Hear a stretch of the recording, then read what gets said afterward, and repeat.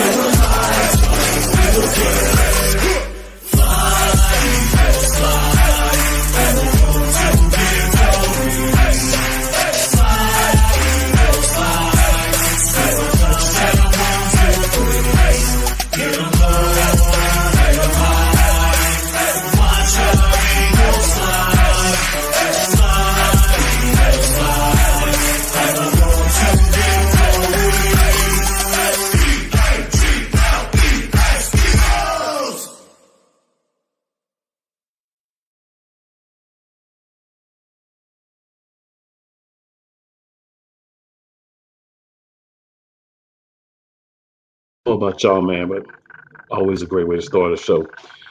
So, a lot of things to talk about. We're going to start off with some of the rumors. So, we got the draft finally happening. So, what that means is a lot of these rumors about we're going to trade this for this person, we're going to trade up for this, we're going to trade up for that. We're going to find out a lot of this stuff in the next 24 hours because it has to happen in the next 24 hours if it's happening. The big one that's important right now that we're hearing a lot about, of course, is Deebo Samuel. Deebo Samuel definitely has requested that he be traded. He's that's been made public. It's not came directly from his mouth, but he has let it, pretty much come out. Um, Obviously, Deebo Samuels is a guy who would make us better. We talked briefly about this last week, but Deebo Samuels is definitely a guy who would make the team better. But there's a couple of different things about that, in my opinion. Number one, if we're going to go out and we're going to spend the capital in draft picks and different things to go out and grab Deebo Samuel, then we're affecting what we have for the draft, right? We're affecting the ability to go out and grab because we're going to have to give it one of the two first round picks we have in order to do that. The other problem that I see is then we're going to need to turn around and pay this man somewhere, I'm guessing, between 20 and 25 million. Now, Deebo Samuel had an amazing year last year, running the ball and passing the ball. There's been some speculation. No truth has been known yet. We don't know that yet. But we know there's some speculation that one of the reasons that he wants out of San Francisco, if they're even honestly willing to trade him, is because he doesn't want to carry the ball. He wants to be a wide receiver, which makes a lot of sense, right? He didn't sign up to be two different positions. So I think for me, in a perfect, well, yeah, we go out and get him. We would have went out and got Tyreek Hill. We would have got so many different guys. But you have to think about what you're giving up because these guys are not coming for free. If they're not free agents, we have to give back assets to get them. And a lot of times it's guys that are not signed to a contract. So I think what I would do is what we've done the last few years, but just successful like last year. We have 2 first-round picks. One of those needs to be a wide receiver. The reason I would take a wide receiver in the first round is it does give you that opportunity for the 5th-year option that you can do so that you can control that wide receiver for 5 years money-wise without needing to do a contract extension. You're going to have Devonta Smith coming up right before this wide receiver if we do draft one. So that's another positive. You'll be able to get Smith paid. We're going to have to figure out what's going on with Hurts this year. Giving him another weapon would be very important to his growth. So for me, I'd like to see us use some of these picks to make some things happen. Pick 15, pick 18, second round, overall pick 51, third round we have pick 83, as well as pick 101, which is one of the picks we got from the Saints. Fourth round, we have pick 124. We have two fifth round picks, 154 and 162, as well as 166. So actually 3 picks. We don't have a 6th round pick, and then we have a 7th round pick. So condensed 2 firsts, a second, 2 thirds, a fourth, 3 fifths, and a 7th. So quite a lot of picks to kind of make some things happen. It's just a matter of what are we going to do with those picks. And that's been the big question. A lot of people are saying we should draft a quarterback. If you could show me a guy in this draft that could be, a dominant number 1 quarterback off his projections, I wouldn't have a problem with thinking about doing that. But we have a young guy in Jalen Hurts. So when you have guys, you need to give them a chance and let's surround them with weapons. So why not go out, and look for some of these better, wide receivers. Now, I hesitate to mention names too much because you kind of get into, are they going to be there? But 3 guys I think we can watch at the wide receiver position are going to be Drake London, Jameson Williams, and Chris Olave. They should all be there in the middle of the first round. So those are guys we want to look at with either that 15th or the 18th pick, because I think you do want to add another weapon. You do want to have him on a contract where you can kind of control the money. That comes from that simple fact of having that guy on the rookie contract. You get time to see if this is a guy that you want to keep, or if this is a guy that you want to say, you know what, maybe he's not working in our system. Another thing, Jalen Reagor. Decision has to be made on this young man. There's been reports that there's been people calling, inquiring about grabbing his services. I think you move him. I don't think he's going to be able to get it together in Philadelphia. And, I've said a lot of times that he's trash on our team. I think sometimes guys need that change of scenery when there's high expectations and they're not ready for it. He was overdrafted. There's nothing we can do about it unless we get the time machine and go back and make the correct pick. So at this point, it's just a matter of saying, you know what, it's done. Let's move on. Let's get whatever little cap relief we can, whatever assets we can get back, and let's make a move on him. It's not imperative to make a move before the draft for Jalen Reagor unless you're including him in a package to possibly move up a pick, or in a trade. So I think if the Eagles don't make a trade draft day or sometime tonight or tomorrow before the draft, I think Reagor will be an Eagle, at least until the draft starts and possibly through the draft. And that's fine. That's not the end of the world. But I think he is a guy that needs to go, and his replacement needs to come in this draft. I think you could draft wide receiver again. You get you a couple of guys in there young. You got Quez Watkins, some other guys. You bring in another guy or two with those late 5th round picks and see if we can find another Quez Watkins type diamond in the rough, but this time maybe a guy with more size. And we try to work with that.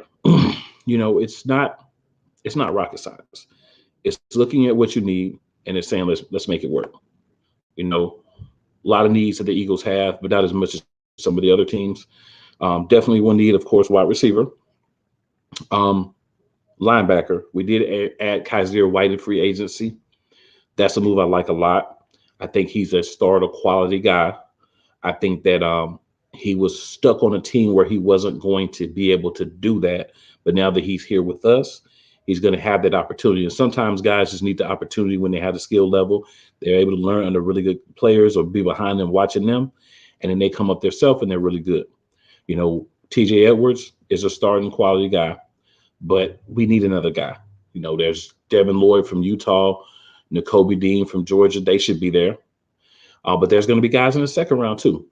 The thing with that is it's hard for me to see the Eagles drafting a linebacker in the first round. I think we could and we should, but it's hard for me to see them actually pulling the trigger on it with Howie Roseman as the guy. And that's something that, we're going to have to deal with. He's signed an extension. He's going to be here a few more years. I, for one, would prefer for us to start over at the general manager position, as we've done kind of everywhere else recently. But he's here. So we just have to kind of look at what he's done in the past, what positions he's drafted, those type of things to try to figure out a little bit of what he's going to do. We don't really know because how he does. And he clearly has the backing of the people that are the movers and shakers in the organization. But sometimes he doesn't deserve that. So that's, something else to look at as far as the linebacker position. We're going to have to get a guy there. That is going to have to happen. Cornerback, we're definitely going to need to get it. We've got a lot of young talent at the position, but we don't really have another guy that sticks out to start across from Darius Slay. And we don't want to waste Slay's best years. So, it's time to look for that. A guy that could be available if we want to go cornerback could be like Trent McDuffie, possibly around 15 or 18. Don't know if we will, but that's an option. There are other guys in the draft at cornerback, but I don't think a lot of those guys are going to be available. The biggest thing is trying to figure out who's going to be there at the picks. That's the part I don't know. That's the part no one knows at this time. So that's the part that's going to be on the fly. So I think being able to look at multiple positions and say, all right, there's guys in the first round where we're drafting at 15 and 18 for a lot of these positions that are going to be available is very, very important. Because at the end of the day, we have to build the talent. Another position is edge rushers and defensive tackles, really across the defensive line altogether. Hassan Reddick is going to be big for us in that role. It's major signing. Big ups to us for doing that. Josh Sweat, hopefully the deal that he's getting, he's going to prove to us that he needs that deal and he deserves it. And that should help shore up the rush. But I'd also like to get a guy like, Jermaine Johnson, if he's available, right? Again, we don't know if he's going to be available, but if he is, definitely. And Kobe Dean can kind of help in this, as this is a role that he can play on the edge as well, be an edge rusher. So he kind of has his versatility. So maybe he's a guy to think about for that. Defensive tackle is definitely another position that we're going to need to work on, because we do have Javon Hargrave and Cox, who are free agents. Hargrave is probably going to get re-signed. If Hargrave has half the year he did last year, I'm pretty sure we're going to sign him to some sort of deal. But like Georgia, Jordan Davis, if he's there, he would be a great pick there as well. So there's so much versatility there in that first little bit of the middle of the first round that I think there's a lot of guys we can get. We definitely need to go offensive guard within that draft. A name that I've heard mentioned for us in the second round is Darion Canard. Running back has to be addressed, because at the end of the day, we always need more depth at running back. There's never a time where, especially a team like Philadelphia, who are number one running back, Miles Sanders, spends a lot of time injured, so it's always like, let's go draft the guy and see if Sanders does not re-sign, if maybe this could be the guy, if he's a guy that could complement Miles Sanders, whatever. But we need to always draft running backs. The way the league is now, you always want to have multiple guys that can really play hard at running back position and be a starter for you if you need them to be, or at least a solid number 2 running back. So definitely drafting running back would be very advantageous for us. A guy that I'm hearing a lot about in the third round is Isaiah Spiller from Texas A&M. So he's a running back that we could possibly target, in the third round. Speaking of the third round, another name I'm hearing a lot, and obviously it depends on how things go. Some guys will fall, we know, depending on need, but just, based on what the expectation is a guy like Max Mitchell, the offensive tackle from Louisiana. He could be there for us in the third round. He could be someone that would be very helpful to the team. He's someone that doesn't necessarily need to come in year one and be the guy. He can come in, learn behind a really solid line.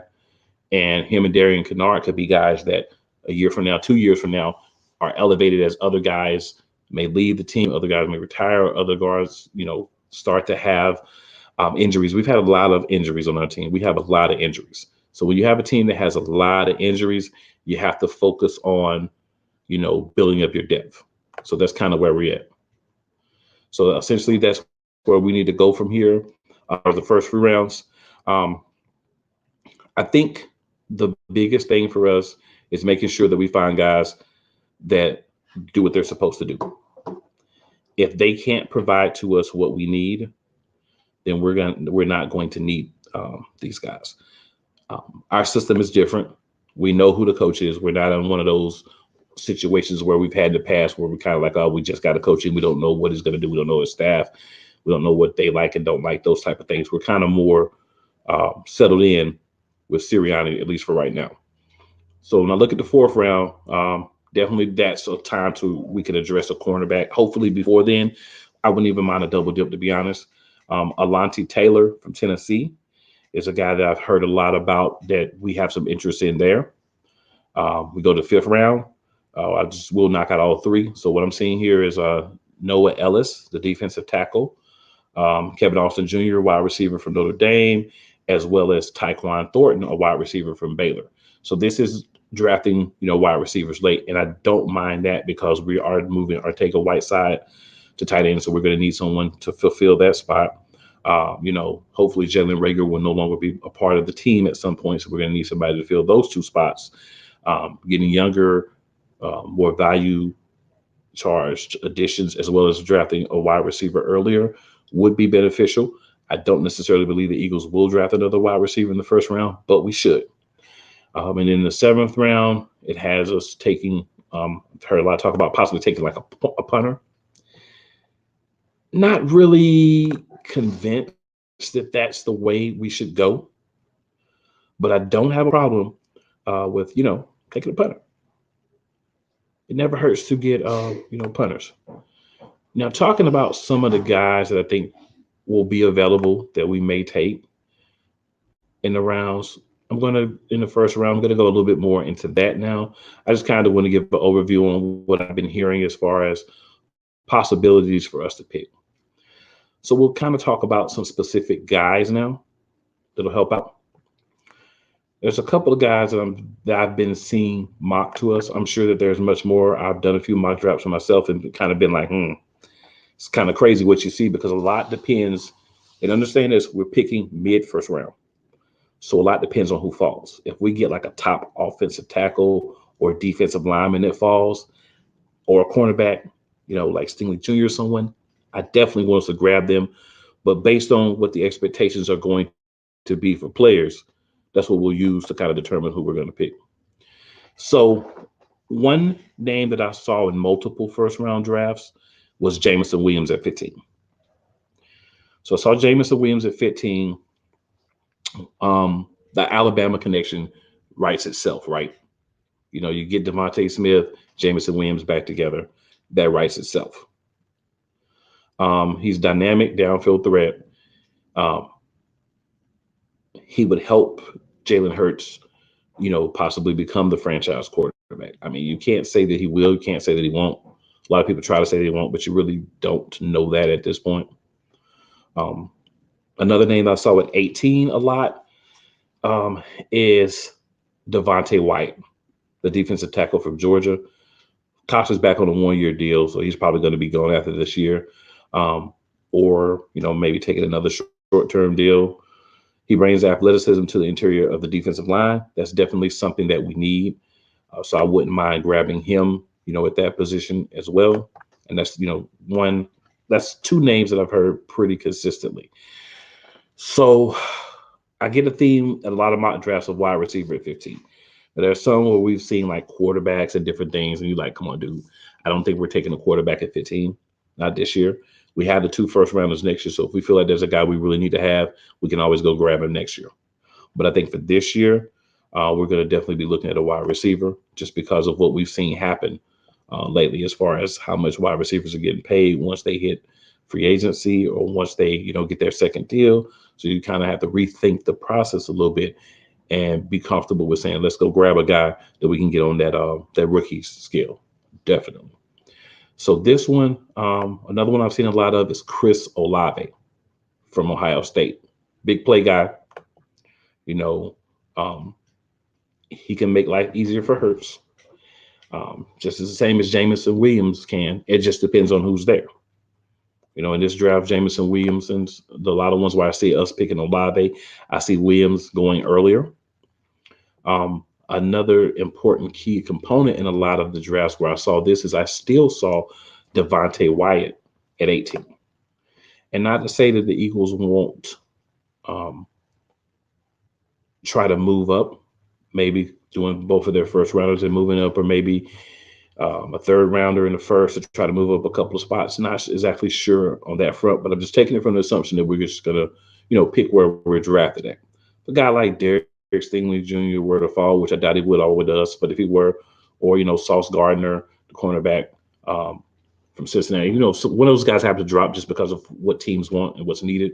And yeah, I definitely want to jump on that, but just based on what I'm seeing, I don't see those guys being there. So we have to be a little bit realistic as to what we're going to be picking. We have a prime position. We have an opportunity this year to get a lot of guys to help this team become much better. And the main thing that I just want the Eagles to do with this draft is don't mess it up. There's not consensus number one guy, which means there's not a consensus. This guy's going to be picked first. This guy's going to be picked second. We can make assumptions. And a lot of them are more consistent, which when I see 5 or 10, 15, 20 drafts there, and you're kind of looking and saying, okay, I'm seeing the same guys going for my team. I'm seeing mock drafts with the Eagles, where you're kind of having, other Eagle sites and things where you're seeing the same thing happening.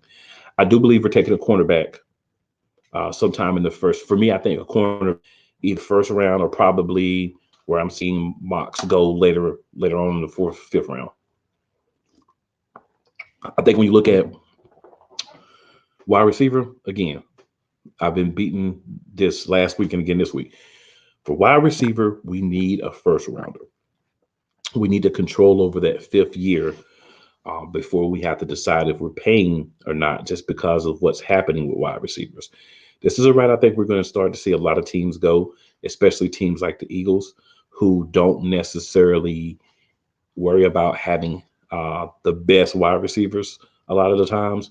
Wide receivers sometimes fall to you in the draft, but we're not going out and paying free agent wide receivers. I know there's a lot of talk about all the guys that are available. And again, Philadelphia's not a team that goes out and pays. We run the ball. We play hard on defense. We play good defense. We try to control the clock. We try to keep the other team's offense off the field, and we try to run the ball. That's what we should be. That's what we were when we were successful. We got back to that last year, and it helped us be more successful. That opens up teams and makes them susceptible to one of the things that Jalen Hurts is really good at, which is play action and moving with the ball and getting it out quick. Spend a few minutes and talk about our quarterback, Jalen Hurts. You have two camps for Jalen Hurts. And by the way, I don't fall in either one of them, but I do lean more towards one than the other. So on one hand, you have the people who say Jalen Hurts sucks. He doesn't have an arm. He's not an NFL quarterback. What are we doing? We definitely got to draft a quarterback because there's no way we can win with him. But we made the playoffs with him last year. So that doesn't make a lot of sense to me. Where are there deficiencies? Absolutely. Does he need to work on pre-snap reads, reading the defense, tightening up his motion, deciding where he wants to go a little bit earlier and just living with the decision, not second guessing his own reads? Yeah, those are things that can be worked on. Mechanics you can work on. Arm strength, I would say he doesn't have top tier arm strength, but I think you can put him in that next tier of starting quarterbacks as far as arm strength goes, and in the NFL period, because I think he has deceptive arm strength. You've seen a lot of overthrows, and people like to say, oh, well, he doesn't have a good arm because he can't hit the receiver. No, it's the throw. It's the plant, it's the read, it's the release. And those are things that a lot of QBs had to fix when they got to the NFL. You think about guys like Peyton Manning, man, I'm not even going to start that list because it's too many. But there's a lot of young quarterbacks who did not play well their first, maybe second year in the league, and then it started to click for them. We got guys like Josh Allen right now going through the same thing. You have to learn how to play in the NFL, the speed of the game, the extra responsibilities a quarterback have, pro-style offense, how to run that at this level, even if you ran it in college. It's not the same level of talent, so it's going to be more difficult. So that's how I feel to those who have the complete negatives about Jalen Hurts. Now, there's another camp that loves Jalen Hurts and believes Jalen Hurts is our guy moving forward. I want that to be the case. I want to be able to say, we got our guy, we good. We don't need anybody else at the QB position except for a backup in case he gets hurt. But I can't say that yet because of the things I just mentioned. Even the Cup Eagles, let's go. But basically, I'm in the middle. I believe he can improve. I believe he had really good games last year. I believe he had games that weren't so good. But I believe first and foremost, he is a dual threat quarterback. So what a dual threat quarterback is, and a lot of you already know this, but just gonna put it out there anyway, is a guy who can do it throwing the ball, running the ball, moving and resetting. So where I think he has a good advantage is the running. He's been a very good runner of the football. And you know what? There's nothing wrong with having that threat because it can help you with the passing game.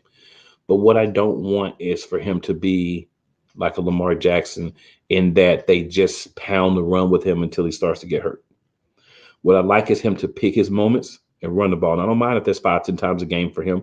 I'm good with that because that threat makes, other things possible. Play actions possible. The QB keeper plays are possible, even some flea flickers and different things.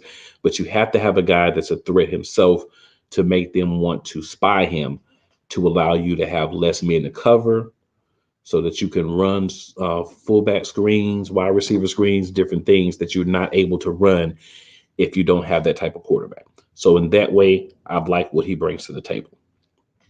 I think throwing is underrated for him. There are other areas where I want to see him improve, but I think throwing is more just motion and the reading.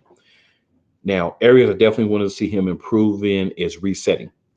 I'd like to see him do more resetting. So you make the run, you try to make the throw, you can't, or the wide receiver doesn't come open, doesn't get uncovered like he should because maybe you're not reading the formation right defense for the defense. But I'd like to see him be able to either do the pump fake or see it beforehand, stop, replant, and then go to the other reads. So that's something I really would like for him to work on. I'd also like for Jalen Hurts to just say, you know what?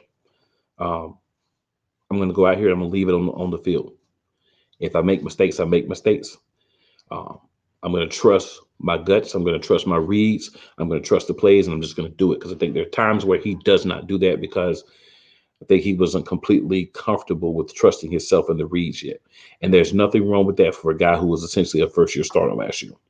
If we're talking about this at the end of next season, if we're talking about this if he's the quarterback next year, not this season coming, but the season after that, then those things start to become a problem. But you can understand where a guy that, even though he was in the league the previous year and made a couple of starts, was really into his first year starting this past season. I think to get to the team to the playoffs, that was big. It obviously wasn't just him, but he's been pointed out as a guy that's a leader for everyone. There's linemen saying, man, I'll die for this guy. That's the kind of quarterback you want as well because there is a such thing as intangibles. So if you only look at what the value on the field is, you sometimes rank quarterbacks higher or lower than you should. You have to also think about the intangibles, the ability for the team to believe he's going to make a play happen for us when it needs to happen. I'd like to see him in some situations this year where he has game-winning drives late in the game. We had some opportunities last year. They didn't go so well. Not all of them. We had some opportunities to get bigger leagues going on and things didn't go well. They need to be cleaned up. You start to get more talent around him offensively. You've got the line. Let's see what he can do. And that does not mean that he's going to be the answer. I hope he is, because that takes one more thing off the plate that we don't have to worry about, and we can focus on building the rest of the team. But if he's not, we did a wise thing in saying, instead of having 3 picks this year, let's chop it to 2. Let's get another first round of next year and add another pick this year. Right. So we did that. So I'm happy with that because, again, that's smart to the extent of if it's him, if it's defensive players that leave, if we have holes and we know that there are going to be guys out there next year is a way better quarterback draft as well. So if you've got a team that's looking for a quarterback, unless you're looking for a quarterback that has flaws and you're willing to work with them, this is probably not the year for you to draft a quarterback. I definitely wouldn't draft a quarterback this year if I was the Eagles under any circumstances. And to me, that's not an indictment on the class, but I don't see anybody in the class that's going to give you any more this coming year than Jalen Hurts would. So you might as well roll with him. He's already on the team. He's still on the rookie deal, and let's see what we got from that. While we're on it, talk a little bit about the offense. I think Dallas Goedert is going to have a great season. My only concern with him is drops. I'd like to see Tyree Jackson get healthy and get back because I think he can play a huge role for us as another tight end that can catch the ball. I'd love to see JJ Arcega-Whiteside be the third tight end if he can make the transition and be a blocking, tight end for us that can get a couple of catches. If he can't make the transition, I feel like this is it. I feel like we're finally going to say, okay, if he can't make the transition this year, it's time to move on. And honestly, that's important too, because keeping him around, if he's not going to be part of the plan long term, what's the point? It's the same thing as keeping Wentz around. If he wants to be gone or he's not going to fit what we're trying to do, whatever the case may be, it's time to move on. This was definitely a year of saying, all right, we're going to see about you too, JJ. So I'm happy that decision is being made. That could open up a tight end slot for next year that we need to fill, but also that's going to give us the ability to bring in another wide receiver. Greg Ward. What I don't want to see is Greg Ward come into a game. He's been on the field maybe 3, 4, 5 plays, and we're trying to throw him a touchdown. Not saying that he can't do it, but if he's the guy that you're going to throw the touchdown to, get him some snaps early. Not necessarily in the red zone. You don't have to give away what you're doing, but put him in the rotation. If you want him to be, he's a sure-handed guy. He was a quarterback in college, so he understands all the route trees. He understands where the ball should be, where to go to get the catch and all those things. He doesn't have the same athletic ability or size as some wide receivers, but he is a guy that can make plays for you. He's made plays for the Eagles. The thing is, put him in the rotation if that's what you're going to do. I don't have a problem with running 3, 4 wide receiver sets. Put him in the rotation if that's what you're going to do with him. Don't have him come in, not having a catch, and asking him to make a big play. I think that was poor coaching decisions, poor personnel decision to do that. But, that's something that can be fixed. It's something that can be worked on. You have film on how that didn't work and why. We talk about Jalen Reagor. Jalen Reagor's been a disappointment. Jalen Reagor was set up for failure by the organization where he was drafted, and the fact that he was drafted over Justin Jefferson, as well as several other guys we could talk about, like a T. Higgins. He was drafted over him. He was drafted over Brandon Ayuk, and there's more names that we can go into, but just say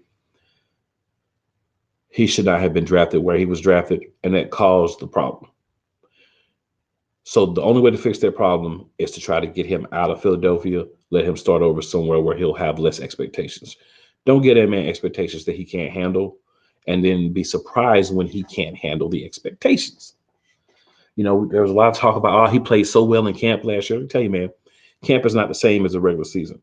Quez Watkins played well last year, though. Moving on to him. So for Quez, some drops, but he was out there fighting hard. Big, deep threat, but he also can make the short plays for us. I like what he brought. I hope that he continues his development. He is a guy that I definitely would like to keep and just watch him develop, because I think of another year or two, not necessarily a 1 or 2 receiver, but a really good slot or really good third receiver that can move around the field. I think that's going to be something we're going to be able to get out of Quez.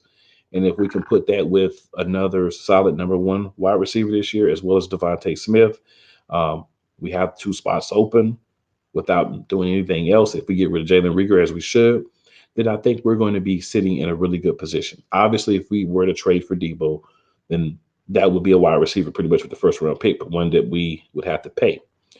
The other thing about Debo, and I am jumping a little bit with this one, Debo's had some injury history. In Philadelphia, we don't really want guys that have injury history, because a lot of times those guys get to Philadelphia and they get injured again. There's guys that aren't even injured that don't have an injury history to get to Philadelphia, get injured. So that's always a red flag to me. Not to say don't get him, because he wouldn't make everyone in the offense better. But think about, again, what it would cost you to go out and bring him on. And that's the thing. It's not necessarily drafting the draft compensation, it's also you're going to have to turn around and give him a nice contract. If that's something that you want to do, then rock with it and do it. If that's not something that you're interested in, which I hope we're not, let's go this route. Now, Devonte Smith. There's a lot of things that could be said about Devonte Smith. He went one on one with Big Play Slay in practice every day. You know, so iron sharp as iron. That had to make him better. He made a lot of big catches. He couldn't make all the big catches, and that's okay for a rookie. I think we're going to see a little bit stronger version of him, a guy that now understands what it's like to play an NFL season, almost got 1,000 yards in his rookie year. So I see that as something he should be able to do this year. I see him as being benefited very much from us having Zach Pascal. So Zach Pascal is a guy, he's not going to come out and be 1,000-yard wide receiver more than likely. But he's a guy who should be able to give you somewhere between like 500 and 800 yards, right? The thing with him is he knows how to run routes. He can block. So he can do some of those things that Artega Whiteside could do. But if the play falls through or you see that a team is chipping off of him and kind of leaving him open, try to get around him quickly, you can work off that and you can get plays for him. You know, he's good in the wide receiver screen game as a blocker or as a guy that's catching the ball. He can make all the catches. He doesn't have elite level speed, but he understands. He's very competitive. He's a guy that already knows a similar offense because he played under Sirianni when he was a coach with Indianapolis. So they have a good report, so that's going to be good. Hopefully he's been working out with Jalen Hurts and other receivers, just trying to get some balls up and get some understanding of where he likes the ball, where Hurts likes to throw it, those type of things. But I think a veteran presence, which he's that too, is going to be beneficial for Philadelphia.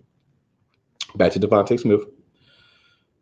He has to be better next year. And he wasn't bad this year, but he has to be 1,000-yard receiver.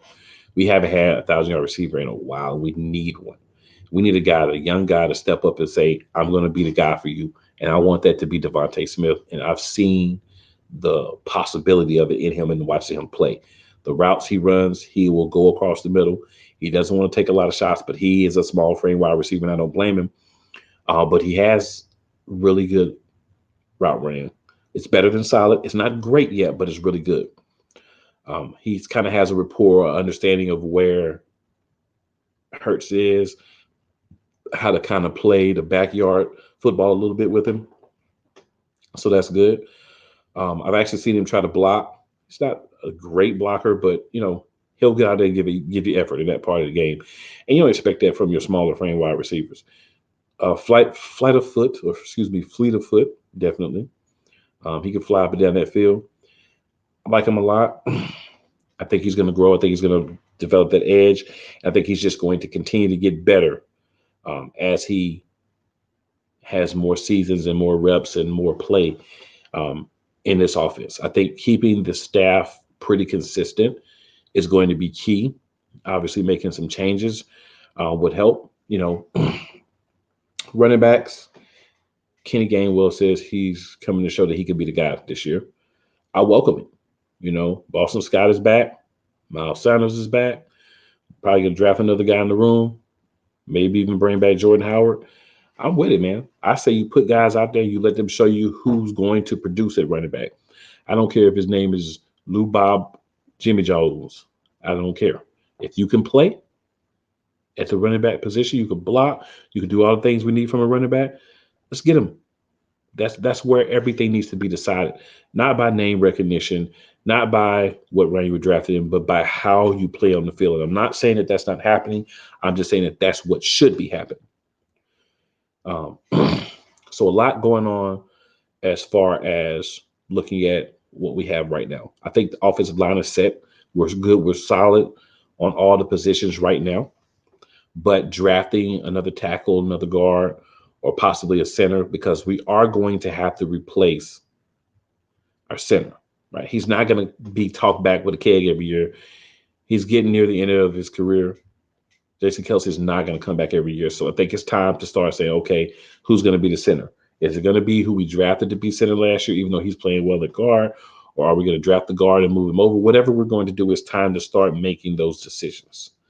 It's time to look in the mirror and say, okay, we've got to do some things this year. We've got to play well, but we've also got to start planning for the future at certain positions. We talk about that with Fletcher Cox. Darius Slay's not getting younger, so we need to put another guy on the other side to help him out. Linebackers definitely in need. I would say safety could be upgraded as well. So I think we're just open to really getting people who are going to help us. The most important part of everything is getting guys who can come in and make plays for the Philadelphia Eagles on offense, defense, and special teams. That's what this draft is going to be about. It's going to be about there's a core of players, but let's just add a little bit more to it. Let's just sprinkle some sprinkles on top of that cupcake, so to speak, and just make it, that much better. A lot of younger players got time to play last year. Hopefully they will continue to improve. They'll get better. They'll help the team be better. That's what it's all about, man. The individual performance isn't the end all be all. The main thing is what happens to the team. So for the team, if we do what we need to do, draft-wise, coaching-wise, development-wise, the Philadelphia Eagles are set to have a good season in 2022. Now, another thing I wanted to touch on is the coaching.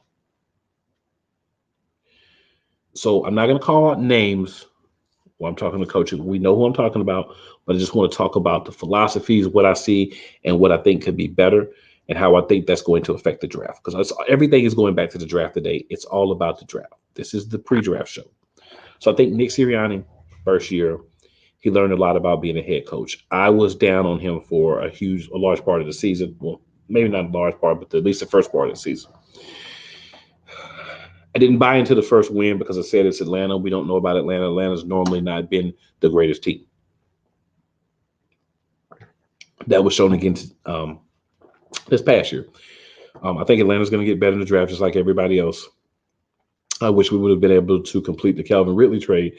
That would have been major for us and very helpful, but, that's something we couldn't control. I think Nick working well with our general manager, Howie, is going to be important. I think Nick having the gravitas, so to speak, to say, this is what we need, man. These two guys or this guy, we really need. If I can get him on this offense, or I can get him for my defense, or I can get him for special teams, this guy can really make a difference for us. Let's draft this guy. And Howie's willing to listen to his coach or his other coaches as well and say, hey, let's make this team better. Sirianni knows what kind of players he wants. Everyone talks about their questions about Jalen Hurts. I have questions still about Sirianni. Number one, I don't like him being a play caller. I would prefer that he were to give that off to someone else so that he can oversee the offense and the defense. He has more of an offensive background. I get that. But I think him giving up the reins of calling all the plays, at least maybe still calling plays, but not as many, and stepping back at times and letting other guys call plays, that's why they're there, needs to be done. We have an OC. Let that OC get some of the experience. I think he would be able to help the defense as well, because he would then be able to go to the defensive coordinator and say, look, man, I'm seeing this. This is what they're doing offensively from an offensive standpoint. So I can't really tell you what you should do defensively, but I can tell you that this is what they're doing, and this is it. So maybe you have something that can counteract that. That's the level that's needed, because you have a young staff. So having a coach that's more available, having a coach that can kind of go this way with the offense, this way with the defense, maybe pump up the special teams, just be there for whatever group at that time really needs it, I think would be beneficial, especially being a young coach yourself. A lot of the younger coaches I'm noticing now want to be play callers, not all, but some. I think you got to get out of that mindset. Look at back in the day, man, a lot of those guys didn't want to call plays. Even if the offense coordinator was calling, basically plays that they would call if they were the OC, you kind of want to give that responsibility off so you can make the team whole. You want the team to be the best it can be. Sometimes the head coach has to overrule someone, maybe even if it's defense. No, we're not going to go with that play this time, man. Trust me. This is the defense that's going to stop that offense. I've seen it happen plenty of times. You need that. We don't have that at the moment. So Gannon's kind of on the island doing things his way, which has worked out more often than not, a lot thanks to Big Play Slay, but it has happened. So that's one thing. I think the offensive line coach is doing a great job. The offensive line has been one of the strong points for a while. Defensive line coach, same thing, man. They're getting it added. They're keeping those guys engaged. They're rotating guys out on defense, keeping guys as fresh as possible. Had some injuries, had some guys get banged up. It happens. It's the NFL season. You got to have depth. You got to be prepared for it. You got to develop guys throughout the season. So I feel like that went pretty well. Safeties, they were good last year. We're going to see McLeod's gone now. Big ups to Rodney McLeod. You were a guy that did a lot for us. You were on our Super Bowl team, so appreciate you. Sometimes it's best to move on for all parties involved. And I think this is just one of those situations where we're going to get younger, try to get rid of some salary cap because we know we got some guys more than likely that are coming up soon that we're going to have to pay. It's a business decision. You got to do what you got to do. Cornerback coach, you don't really have to do too much with Slay. The other side, you had another veteran, Steven Nelson, last year.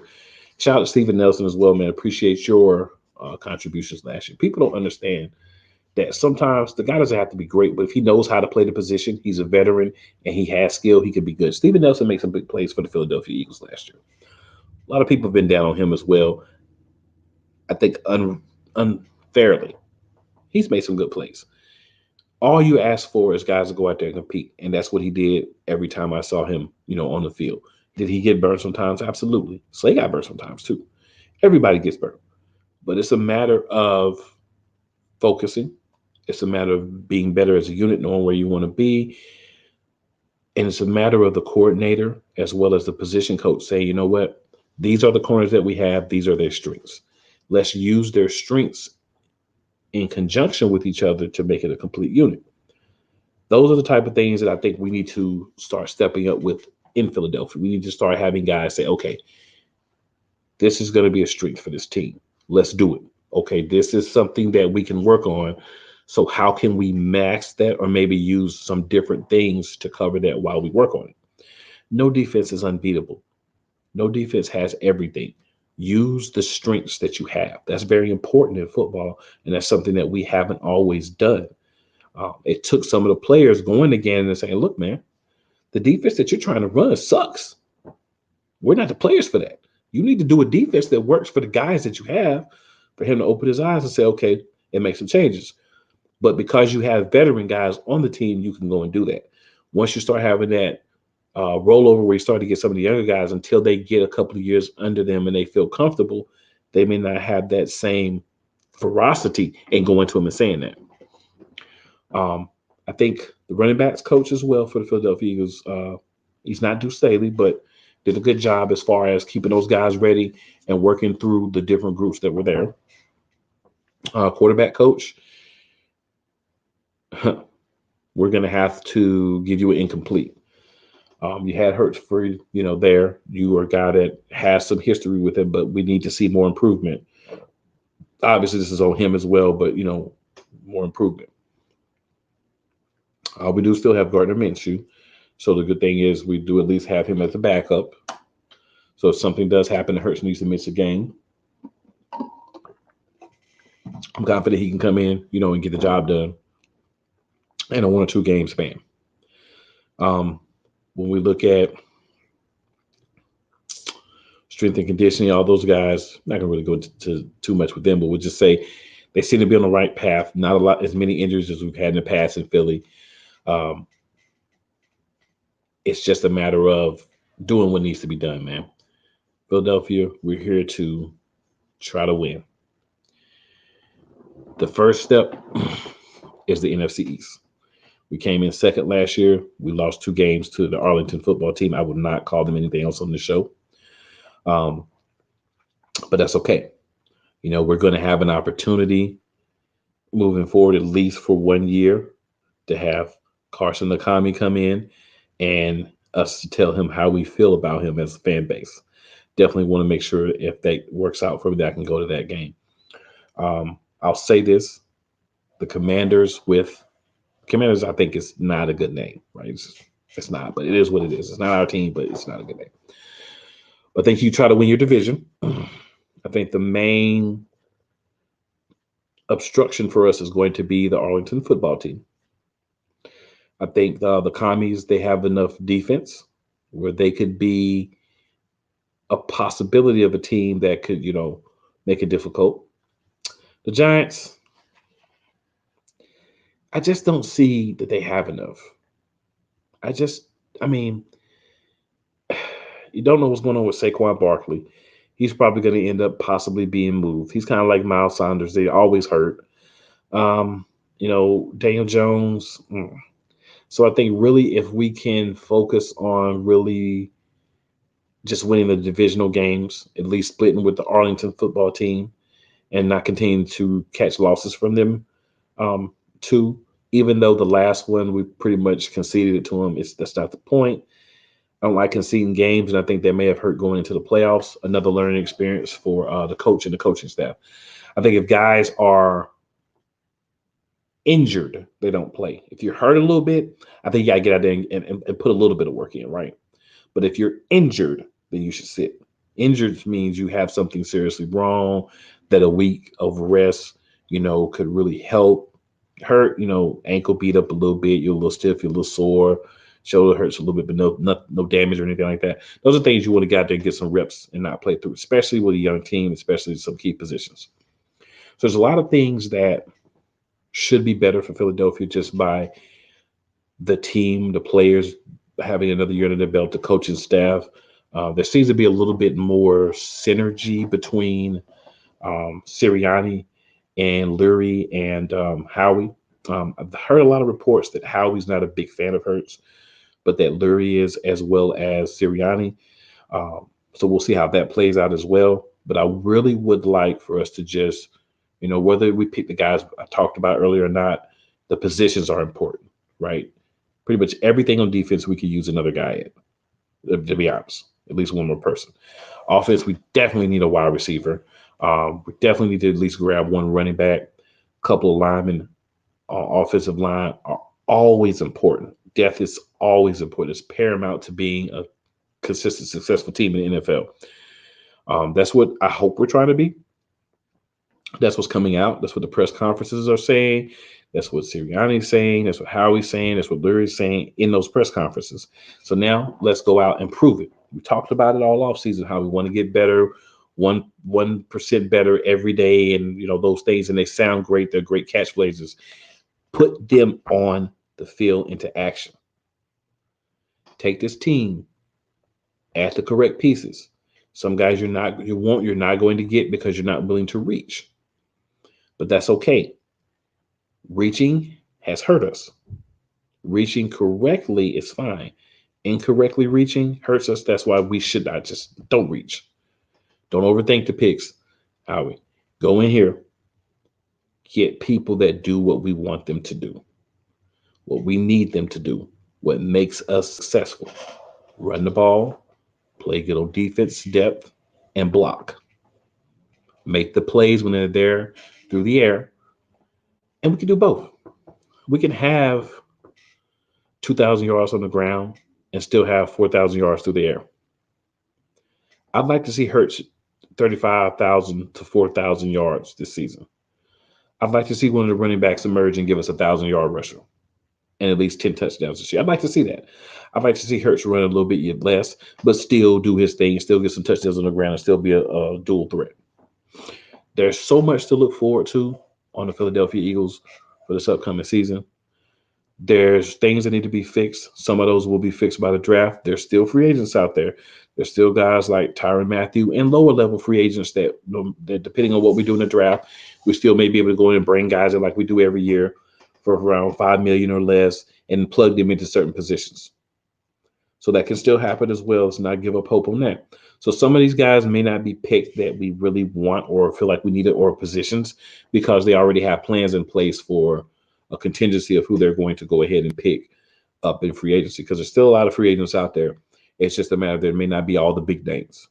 Big names are great, but if you really want to win, it's the draft because of what you pay them and that those last levels of free agency where you have the opportunity to go in and kind of make things happen. So I want to do a quick shout out to the Go Gadgets. They do our video. So appreciate them for allowing us to use that here on the Eagles Elite podcast. I want to shout out Sideline Sports Network. They are, who we're part of. They're kind of one of the reasons why we're doing this particular show, because it's something that was a brainchild of me, but, had help from the network to kind of work through some things as far as on the conceptualizing side of things. Also want to shout out my other show. We're actually going to be doing a live draft, third year in a row there, and that's the Play Caller Sports Talk show. You can find that show at playcallersportstalk.com. Also want to shout out all the other shows on the Sideline Sports Network. I'm not going to name them just in case I miss anyone. I wouldn't want to do that. But you can go to the Sideline Sports page here on YouTube. A lot of the shows are there. There's also a list for the Play Callers, my other show there as well. But I do want to shout out one show, and it's the Three Chicks in a Pod. That's our first all-female show. It's on Tuesday nights from 7:30 to 8 p.m. It's just 30 minutes for them at this time. But I want to shout them out as well. So many other things we could talk about, but we're coming up here on the hour. So what we're going to do is just going to say, I really hope that when these picks are called out tomorrow, number 15 and number 18, or if a trade's made and we get another pick, or we get a Deebo Samuel or whoever, I hope that we're better after the picks than we were before the picks. That's the important thing for me, and hopefully for you fans of the team like I am that are watching. The most important thing is for this team to get better every year. Playoffs last year, anything less than getting at least to the playoffs, you have a fall off. We don't want that.